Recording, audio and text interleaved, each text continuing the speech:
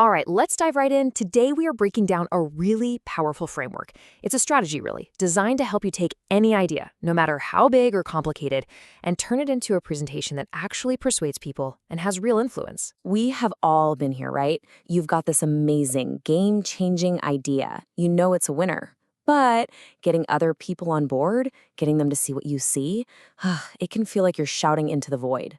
So how do you actually close that gap between your brilliant idea and getting everyone to nod along and say, yes, let's do this? Well, the answer is having a solid strategy. And I'm not talking about just finding a cool-looking slide template. This is the presentation strategy framework. Think of it as a systematic process, a blueprint, really, for taking all that raw data and information you have and turning it into a document that's not only logical, but is also genuinely persuasive. It's your blueprint for making an impact. So the whole thing kicks off with our very first pillar, searching with intent. And this is so important because a truly great presentation doesn't start when you open up PowerPoint or Keynote. Nope. It starts way before that with how you actually gather your material in the first place. I mean, just look at how quickly our access to information has changed. It's wild. We went from physical libraries to web portals like Yahoo, then into the age of Google, which dominated for decades, and now, bam, we are fully in the AI era with tools like ChatGPT. What this really shows us is that our ability to find top-notch info is completely tied to keeping our skills up to date. So you've got to ask yourself, are your search methods still stuck back in 1998? Searching with intent, then, means you're doing more than just a lazy Google search. It means you're becoming an active collector of intelligence. You're mixing outside sources, like trend reports, with your own internal goldmine, like debriefing your own projects, to build what the source calls self-intelligence. You're essentially building a private, powerful database of knowledge before you even think about making a single slide. Okay, so you've gathered all this fantastic information. That's a great first step, but on its own, it's not enough. And that brings us to pillar number 2, organizing for logic. Because let's be honest, raw data is basically just noise. It's the structure you build that turns that noise into a clear, powerful message. And to find the right structure, it really helps to get this one key distinction. We tend to throw the words model and framework around like they're the same thing, but they do different jobs. A model describes something, right? Think Maslow's hierarchy. It explains human motivation. But a framework gives you a practical guide to solve a problem. And that's exactly what we need here. Knowing the difference helps you pick the right tool for the job. You know, the best way to really understand a framework is to just build one for yourself. Think about a task you do over and over again, like maybe a weekly report or a client proposal. What if you actually mapped out the steps, standardize them, and then after you do it each time, you take a minute to review and improve that process? Boom, you've just built your own personal workflow framework. That's the engine for creating consistent, high-quality work. So we've gathered our info, we've organized it logically, and now we get to what I think is the most critical pillar: analyze for insight. This is the part where you go beyond just listing facts. This is where you develop a strong, persuasive point of view.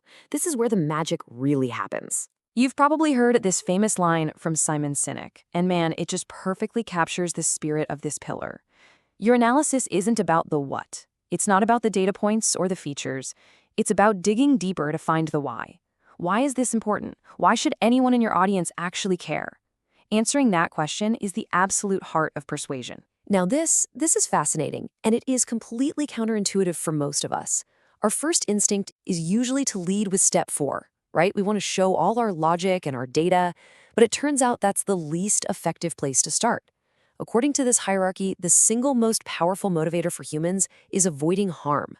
So to be truly persuasive, you have to start by talking about the risks, the threats, the pain points, before you ever get to the good stuff. So please, burn this sequence into your brain. It's a literal roadmap for influence. Start with the harm, then move to the benefit. After that, connect on an emotional level. And only then, at the very end, do you back it all up with reason and logic. If you follow this order, you're not just making a point. You're building a case that is psychologically engineered to have the biggest possible impact. All right, we have built this powerful, persuasive argument. We've got the brains of the operation sorted. Now we can finally focus on our last pillar: delivering with impact. This is all about meticulously designing the message itself, the visuals, the words, to make sure it doesn't just get heard, but that it really truly lands with clarity and power. And delivery is so much more than the words you say. It's about how everything looks and feels. Even something as seemingly small as your font choice is a form of communication. You know, a serif font feels traditional, maybe a little authoritative. A sans serif font feels modern and clean. Every single one of these tiny visual choices is sending a subconscious message to your audience. And here's just a quick look at the visual toolkit you have to work with.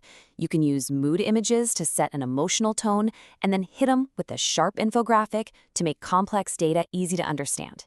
You can use maps, collages, all sorts of things. The key is to remember, these aren't just pretty pictures or decorations. They are serious communication tools that can often say more and say it faster than words alone. So, at the end of it all, how do you know if you've really succeeded? Well, you can run your work through this simple checklist. Ask yourself, is the logic, the story crystal clear? Is the visual style consistent and strategic? Is it credible? Did I cite my sources? And maybe most important of all, does it tell a compelling story?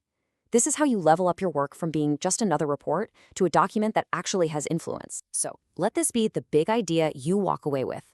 Your next presentation. It's not just a report, it's not just a deck of slides, it is a strategic move. And now, with this framework in your back pocket, it's your chance to build influence, to drive real decisions, and to make those brilliant ideas of yours finally happen. The only question left is, what are you going to build?